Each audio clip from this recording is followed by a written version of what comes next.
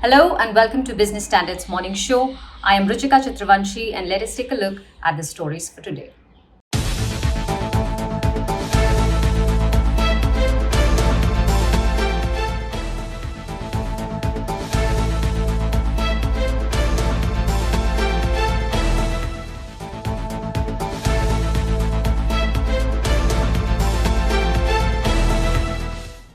The optimism surrounding the Indian economy has gone up considerably in recent times. In fact, India is projected to regain the status of the fastest growing major economy in the world. But is all this optimism warranted, especially when we consider India's economic prospects in the medium term? Let us find out.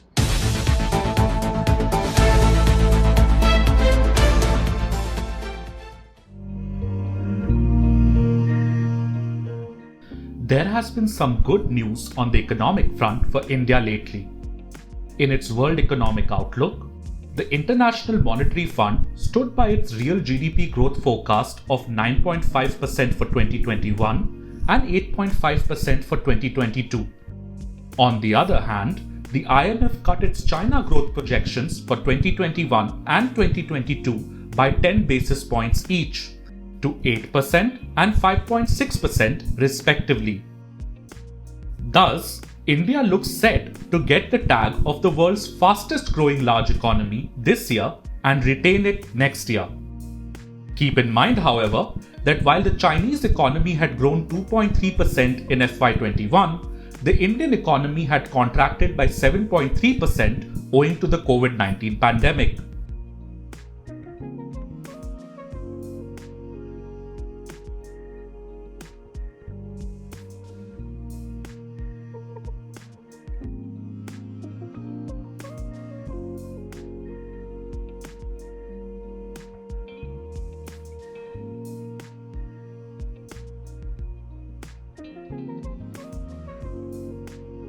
However, in the short term, the Chinese economy is facing several headwinds.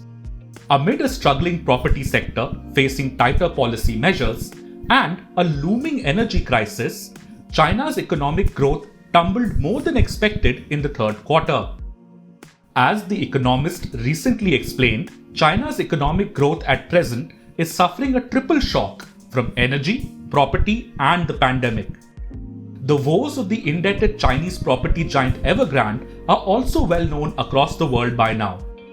Another dampener is the fact that the Chinese government has imposed severe restrictions on the country's tech companies. Meanwhile, the good news for India continues. The Reserve Bank of India and Standard & Poor's have also retained India's FY22 growth projections at 9.5%. Some others are even more optimistic. For instance, this is what Niti Aayog Vice Chairman Rajiv Kumar said in his keynote address at the Business Standard BFSO Insight Summit on October 19. As I said, that FY22 will of course see a growth of 10.5% or maybe even more. That's the way I would look at it. Then there is the continuing export boom, along with the surge in tax revenue and falling inflation. The shrinking pile of bad debt burdening the banking system is another bright spot. Let's not forget the booming corporate profits, the optimistic industrial production numbers, and the continuing surge in the tally of unicorns. There are also government programs like Gati Shakti and asset monetization, which are expected to generate some momentum. But there still are some doubts over whether rapid growth can be sustained in the medium term. Here's what we could do. Growth momentum can be sustained provided we can create the conditions that are conducive to such higher growth. And those conditions are essentially, how do you create more consumption demand? And at the same time, you also make sure that investment demand also picks up. Right now, both investments and consumption are a little subdued, and we need to create more investment and also boost consumption. It is easier to create consumption demand, but it is more difficult to give a rise to investment demand. But in the current situation, you don't see the private sector going in for any additional investment in a big way. because their capacity utilization level is fairly subdued at around 70 to 75%. Now, if that is the case, then the private sector cannot be relied upon in meeting the economic requirement of giving rise to investment. So the government will have to play a critical role in boosting investments in the economy to sustain growth in the medium term. And this investment rise from the government sector, most probably in the infrastructure areas, can lead to a rise in consumption demand. So therefore, a virtuous cycle can be created over the medium term to maintain the momentum in India's economic growth.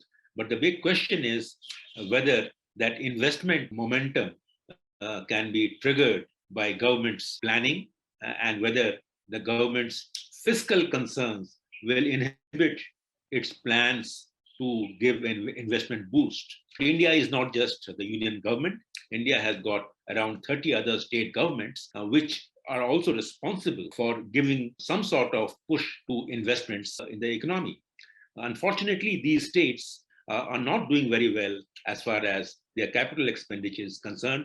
So therefore, it is not just the center, but also the states whose budget size, as you would know, is almost 25% more than the center's budget size. So therefore, these states will also have to increase their investments. Unfortunately, in the current situation that we see, the states are not investing adequately in the capital project or investments. So therefore, India's medium-term growth momentum depends crucially on how well the center invests in the coming months and how the states manage to use their savings and other avenues of raising resources to give a push to investments.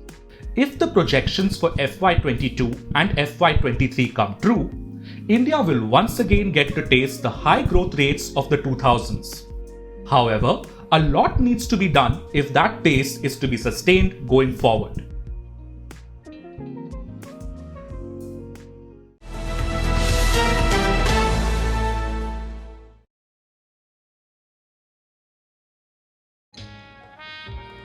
सब अच्छी दिख रही हैं यार, कौन सी खरीदूं? ये तो वही बात हुई, 4000 शेयर्स लिस्टेड है, कौन सा लूं?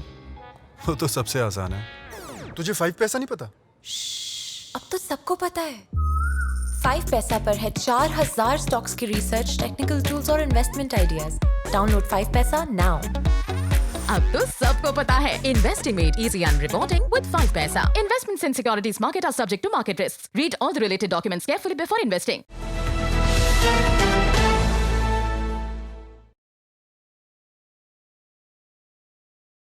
Surrogate ads of liquor and tobacco products have been banned in India since 1995. But we still see celebrities indirectly promoting such products and courting controversy every now and then for their endorsements. How are companies and stars able to do this? What's the regulation and what are the loopholes? Let us find out in this report.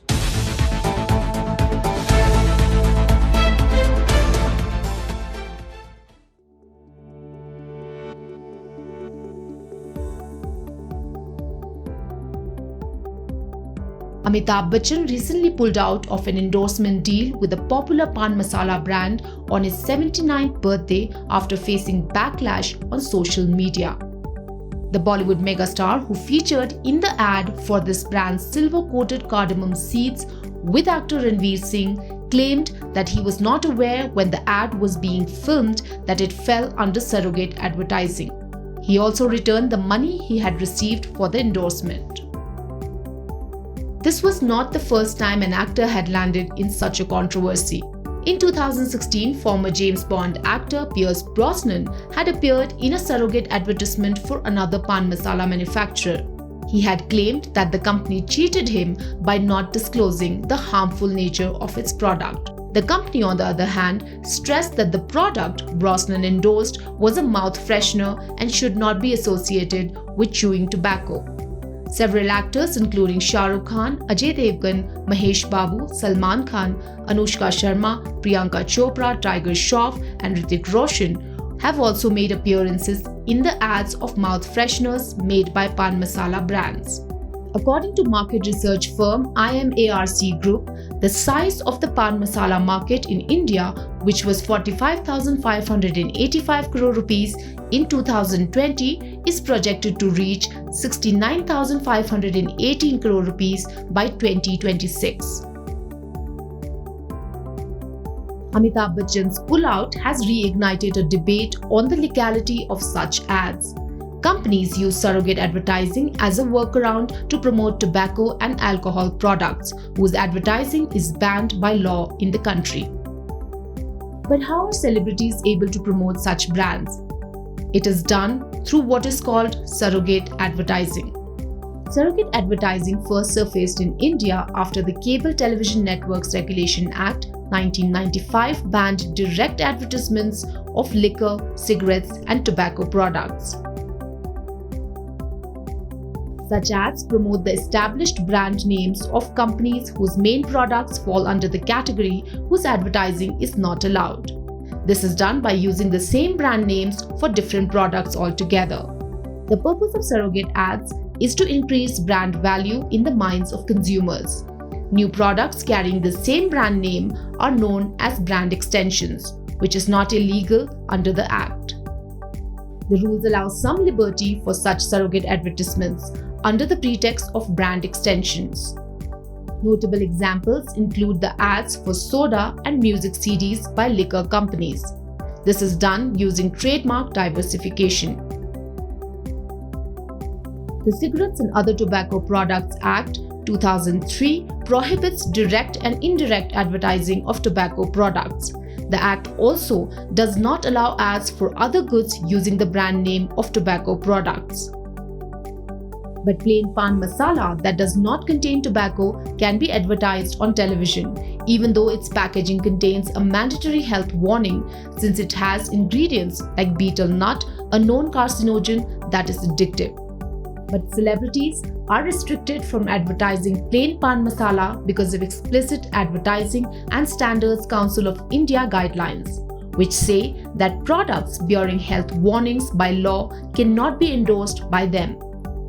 Nonetheless, ads for cardamom seeds, such as those done by Amitabh Bachchan and Hrithik Roshan, are seen as surrogate for tobacco products or pan masala bearing the same brand name. Established in 1985, the ASCI is a voluntary self-regulatory organization with members from marketing, media, and allied companies. It has laid out the criteria for what constitutes a genuine brand extension and not a surrogate advertisement for tobacco and liquor products. In January this year, it banned surrogate ads of 12 liquor companies after they failed to convince these were genuine extensions. What is a genuine brand extension under the ASCI rules? In May this year, ASCI issued strict guidelines to crack down on surrogate ads. The rules state that the product sold under the brand extension that has been present in the market for less than 2 years must have a turnover of 20 lakh rupees per month or demonstrate fixed asset investment of at least 10 crore rupees. If the brand has been present for more than 2 years, its annual turnover should be 5 crore rupees nationally or 1 crore rupees per state where distribution has been established. The numbers must be validated by an independent agency or a CA firm. The Ministry of Information and Broadcasting last year advised that surrogate advertisements be previewed and certified by the Central Board of Film Certification before they are allowed for public viewing on television. The law prohibits surrogate advertisements while allowing ads of genuine brand extensions subject to certain conditions. While celebrities in some rare cases may stop doing surrogate ads due to public uproar, the government can re-examine the law in this area. As such, ads defeat the very purpose of the advertising ban on tobacco and liquor. Despite multiple layers of prohibition, surrogate ads are only thriving, as evidenced by their presence in mega events like the Indian Premier League.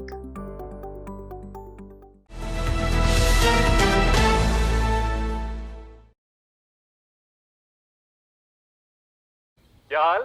मत पूछ यार, फिर से stocks में फंस गया। तो stocks के साथ बॉन्ड्स, इंश्योरेंस, गोल्ड में बैलेंस कर। इसमें बहुत तामझाम है। तुझे 5 पैसा नहीं पता?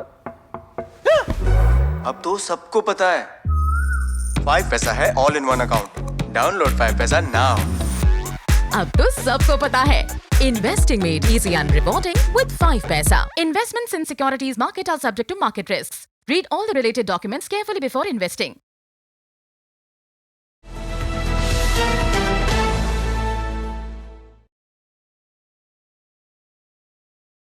The September quarter results of Hindustan Unilever has brought to the fore inflation-related concerns amid falling sales in rural India.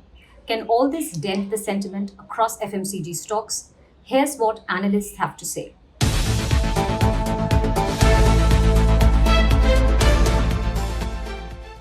Following a 4% drop after its September quarter numbers on Tuesday, the stock of Hindustan Unilever continued to be under pressure on the bourses yesterday. HUL's Q2 numbers had the street worried on two counts: fall in rural sales in the September quarter, a 40 basis point fall in operating margin due to higher crude and palm oil prices. Christopher Wood, global head of equity strategy at Jefferies, too, had recently warned regarding rising inflation in his weekly note to investors, greed and fear. He had said there is also the issue of soaring input costs and whether corporates can pass them on. While Brent crude oil prices jumped nearly 95% in the past year to around $85 a barrel now, palm oil prices in the international markets gained 73% during this period to 5,200 Malaysian ringgit per ton. Back home, the Nifty FMCG index has been relative underperformer in 2021, rallying nearly 18% compared with peers like the Nifty Realty and Nifty IT, which have gained up to 65% during this period. That said, analysts see the rise in costs for FMCG companies as a major headwind. G. Chokalingam, founder and chief investment officer, Economics Research, explains why he's cautious on the sector. So I just wanted to understand, given the HUL results, is a rise in cost and commodity prices going to be a regular feature for the FMCG pack? Yeah, it's going to be a problem for at least 1 or 2 quarters. Still, the inflation moderates. The crop output comes back to the system because oil prices are, 3-year high, which impacts companies which use, oil derivative within the FMCG sector, healthcare products. Okay. And second, food crop products, if you look at the globally also, the crop prices are 6-7-year high. And in India also, the crop prices are quite high. So all these input prices will be a problem. And already the valuations are not cheap. They were quite stretched. Therefore, they would remain suppressed at least for 1 more quarter. Will the companies be able to pass on these costs to the consumers gradually? In a longer period, yes, but in short period, difficult. Because if you look at the revenue growth, some companies are reporting even poor single digit. So it's a tough time. And if they increase the prices, there is a possibility of losing the market share. So whole industry itself is growing in single digit. So therefore, there will be a lot of constraints in increasing the prices. So what should you do with the FMCG stocks then? Analysts suggest buying on dips, but only after a meaningful correction. So as a stock strategy, should one buy the dips as regards the FMCG or should one stay away for now? Unless it falls 5-10%, I think one can stay away. As regards the overall market sentiment, the short-term movement will be guided by corporate results according to experts. Some of the prominent ones that are scheduled to announce their numbers on Thursday include Asian Paints, Lemon Tree Hotels, TVS Motors and Mphasis.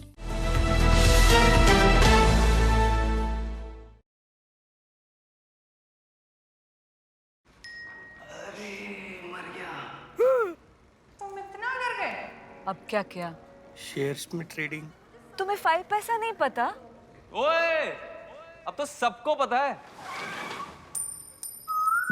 5 पैसा पर मिलते हैं research tools, portfolio analytics और investment ideas भी। Download 5 पैसा now. अब तो सबको पता है Investing made easy and rewarding with 5 paisa. Investments in securities market are subject to market risks. Read all the related documents carefully before investing.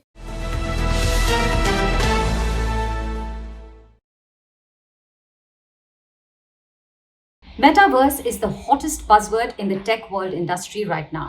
The world's biggest social media company, Facebook, has also jumped into this space, proclaiming it to be the next big thing after the internet. We decode the concept in this report.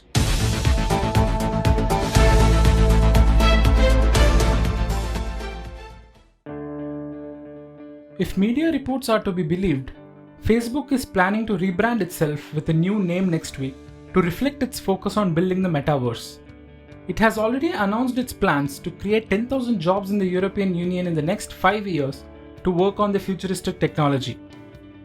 Facebook already has 10,000 employees in its Reality Labs division working on augmented reality and virtual reality devices. And it has invested heavily in VR and AR with a goal to connect its 2.8 billion monthly active users through several devices and apps.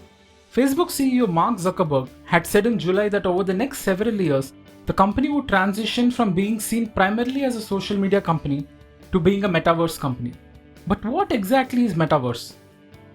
The term metaverse was coined by American writer Neal Stephenson in his 1992 novel Snow Crash, where a 3D virtual world was inhabited by the avatars of real people. He described the concept as a successor to the internet. While his idea of the metaverse was fiction then, it is slowly turning into a reality now. The definition of metaverse is evolving, but today it refers to real-time 3D virtual spaces where users like you and I can meet, create, socialize, work, buy goods and services, and attend events with other people who are not in the same physical space. A true metaverse is meant to perfectly replicate real life, although it is unclear how many more years it will take to develop. For now, nothing comes closer to the metaverse experience than video games.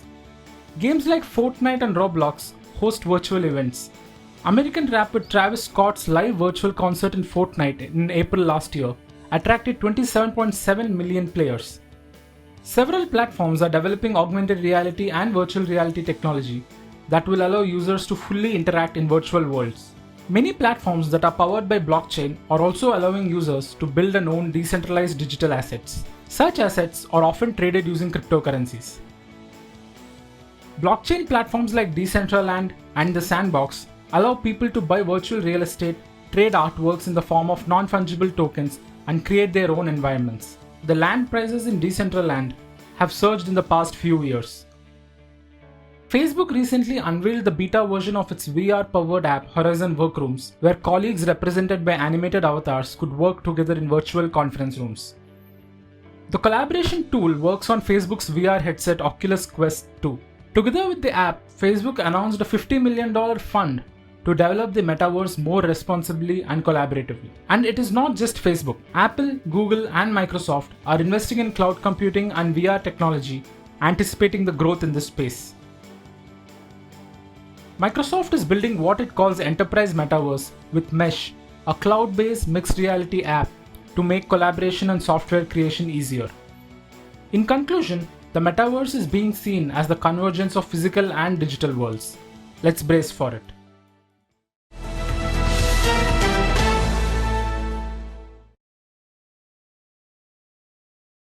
That's all we have for you today. We will be back with more news and analysis. Stay tuned and thank you for watching.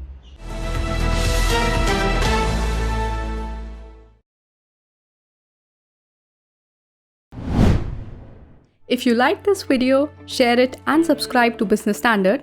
For more news, views and insights, log on to www.business-standard.com. Do also follow us on YouTube, Twitter, Facebook, Instagram, Telegram and LinkedIn.